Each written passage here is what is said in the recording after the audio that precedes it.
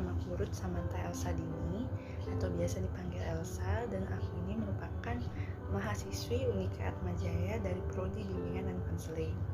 Nah, di video ini aku mau sharing tentang perkuliahanku di mata kuliah konseling humanistik. Nah, namanya aja konseling humanistik ya, berarti kalau belajar humanistik itu aku dengar dari Kamira itu kalau belajar humanistik ya berarti kita belajar untuk menjadi manusia yang sesungguhnya gitu.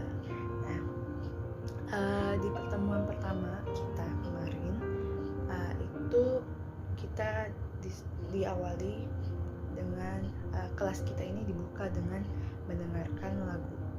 Nah, biasanya kalau orang siswa-siswa itu kan kalau denger lagu tuh pasti, apalagi aku ya, kalau udah denger lagu tuh pasti kayak tenang gitu loh, jadi kayak lebih enak nih kelasnya, tenang gitu kan.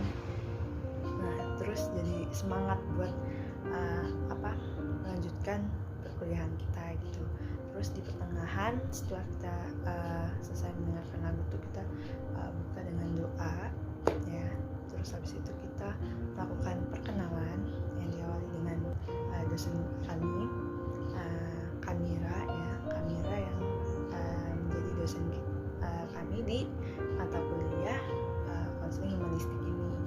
Yang aku tahu sebenarnya Kak Kamira ini kalau nggak salah kemarin tuh bilang kalau beliau baru pertama kali jadi dosen.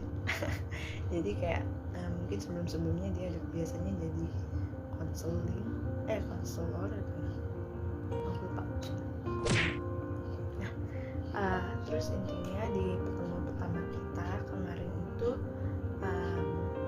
kita bahas tentang RPS, materi-materi apa aja yang akan kita bahas selama pertemuan selanjutnya gitu. Terus habis itu bahas juga tentang rancangan tugas selama kita belajar mata kuliah ini. Terus habis itu setelah kita membahas RPS dan RTS, udah perkenalan juga. Sebelum perkuliahan ini kan Kamira juga kasih link video gitu kan untuk kita tonton. Nah, di video itu aku sebelum mulai kuliah ini tuh aku juga ini udah nonton gitu kan. Nah, katanya itu di YouTube itu tuh yang bicara itu dosennya Kamira, sampai Kamira kenal. Nah, di situ tuh kita belajar tentang teori person center. Nah, di person center ini yang aku tahu itu kita juga belajar tentang empathic listening. Jadi kita belajar untuk mendengarkan. Nah, terkadang kan kalau kita cerita itu kan kita cuma kalau lagi cerita sama teman kita itu kita kadang cuma kayak oh iya kayak cuma sekedar mendengarkan aja gitu tanpa kita tahu maksud dari cerita itu gitu, tanpa kita kayak memahami gitu apa yang dipikirkan gitu. Jadi tuh kita belajar tentang empathic listening. Jadi kalau kita cerita sama orang lain, misalnya ada orang yang cerita sama kita itu, kita harus mendengarkan dengan cara yang empati gitu. Jadi ya kayak saling terbuka juga gitu. Nah, terus di perkuliahan kita itu juga kita belajar tentang masih yang dasar-dasar ya, karena masih di pertemuan pertama, jadi kita masih belajar tentang konsep-konsep dasarnya gitu. Kalau aku sih yang aku tangkap dari video yang Kamira kirim itu yang durasinya sejam itu ya. Iya, itu aku nangkepnya aku juga sambil nyatet sih. Aku tuh kalau misalnya dengerin, kalau kita lagi kuliah atau lagi lihat video itu pasti aku catat gitu biar aku nggak lupa gitu. Terus di situ tuh kita belajar tentang konsep dasar dari person center. Itu ada proses mengaktualisasikan diri. Jadi sebenarnya konseli itu punya kemampuan untuk berkembang menjadi pribadi yang lebih baik. Pasti setiap orang itu mau hidupnya itu semakin hari semakin berkembang gitu, menjadi pribadi yang lebih baik. Nggak mungkin ada orang yang kayak mikir kedepannya bakal jadi pribadi yang lebih buruk gitu, nggak mungkin kan. Di situ kita belajar itu. Nah, terus habis itu namanya mengaktualisasikan diri. Terus sebenarnya aku juga dapat pelajaran kalau sebenarnya konseli itu punya kemampuan untuk dia tuh menganalisis dirinya sendiri. Jadi dia tuh walaupun nggak 100%, sebenarnya konseli itu mampu, dia bisa kayak dia bisa melihat mana yang baik untuk dilakukan, mana yang nggak baik gitu. Sebenarnya bisa dia. Nah, terus habis itu fokus pada pengalaman saat ini. Itu person center itu bahas tentang here and now. Nah, terus habis itu menekankan juga pada pemahaman dunia subjektif atau personal konseli dibanding sibuk sama teknik-teknik konseli.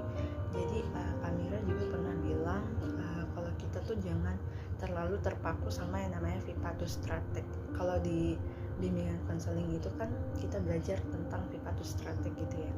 Nah, jadi tuh kalau nanti kita jadi kalau kita jadi konselor, itu nanti kita tuh jangan terlalu terpaku sama Vipatus Strateg. Jangan terpaku sama teknik-tekniknya. Jadi kita harus fokus sama konseling kita, karena konseling kita itu butuh dimengerti gitu guys.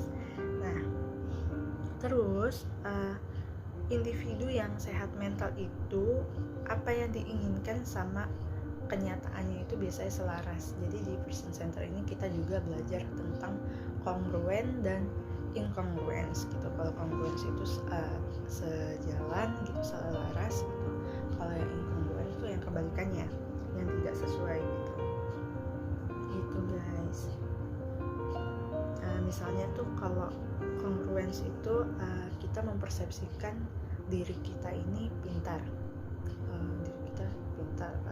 cerdas gitu ya, atau baik gitu ya. Nah, kita bisa lihat dari yang orang lain bilang.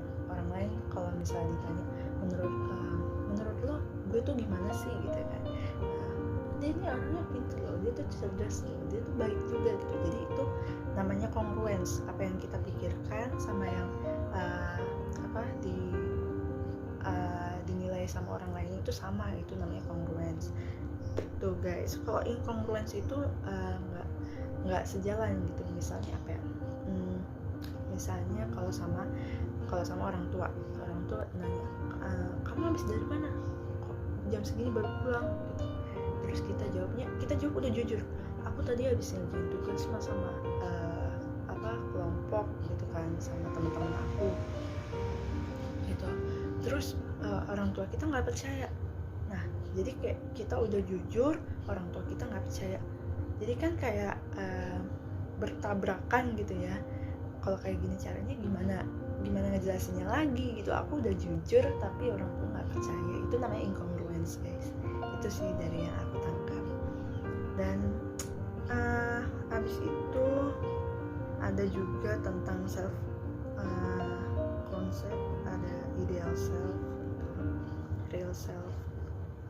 Terus ada namanya struktur kepribadian, organisme, itu lingkungan kita, organisme. Terus medan fenomenal dan self yang kecil.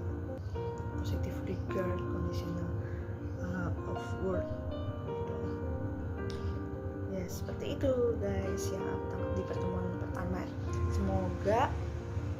Semoga di pertemuan selanjutnya bisa mendapatkan materi-materi dan aku bisa lebih matang lagi gitu. Aku berharap aku bisa jauh lebih mengerti tentang konseling humanistik ini gitu. Nantikan video selanjutnya. Dadah, segitu dulu ya guys. Sampai jumpa. Thank you.